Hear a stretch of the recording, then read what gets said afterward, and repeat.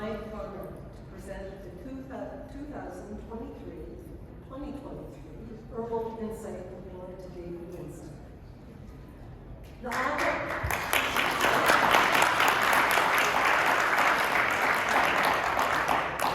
AHPA Insight Award recognizes individuals or non-commercial organizations that have had a significant impact on furthering knowledge and understanding of botanicals and their uses.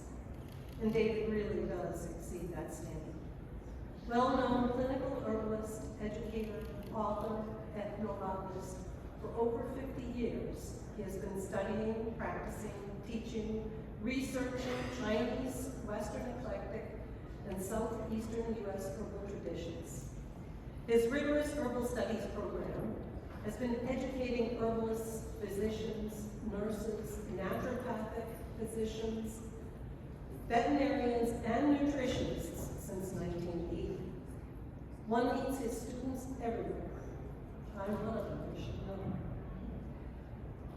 And his herbal therapeutics research library is one of the largest private research libraries in the U.S., and that's where you will find him most days.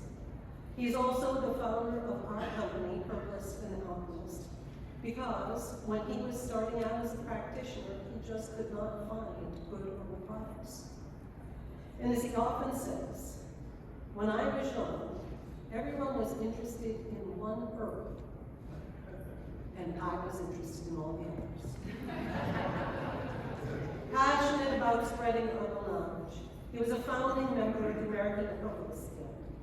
David recently was honored for 31 years of service as chair and co-founder of its Admissions Advisory Review Committee for Professional Herbalists, designated by our AHG. He serves as advisory board member on the American Botanical Council and is on the AHPA review committees of both the Botanical Safety Handbook and the nomenclature revisions to the new herbs of Congress. In 2019, he was awarded an honorary Doctor of Science degree from the National University of Natural Medicine in Portland, Oregon. He's written several books, hundreds of articles, and oh yes, he literally wrote a book on adaptogens. Well done, and well deserved today.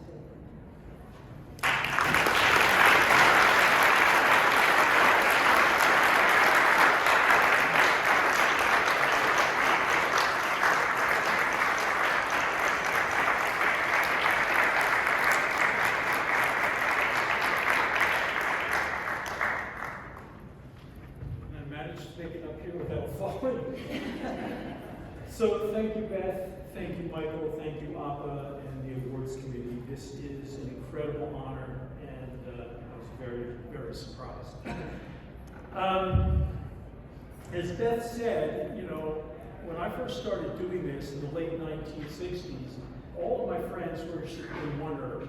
I was interested in all the others. It seems like all my friends today are still interested in one herb. So, in the late 1960s, I fell in love with herbs. I fell in love with plants, and it is the overwhelming passion of my life. The idea that I could walk out into the woods and the fields and find medicine and find food, to me was just the most marvelous thing. I remember in my first herb studies program in 1980, I had 2 students. I was thrilled. The fact that anybody wanted to learn about herbal medicine at all was just the most amazing thing.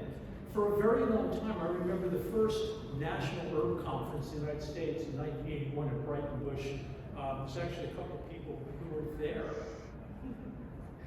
And sitting in this large room with 70 other people sitting on the floor in a large circle and looking around going, oh my God, these are my people. For a very long time, I thought I was the only herbalist in the entire East Coast. I was wrong.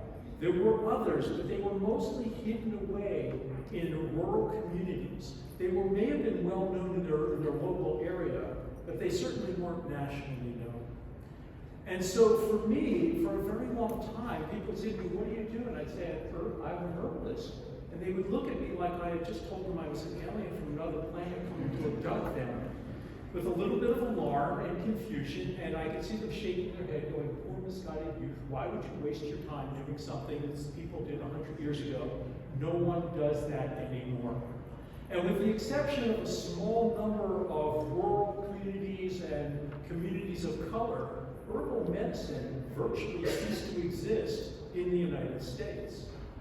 But there were a small number of us who found our way to herbs.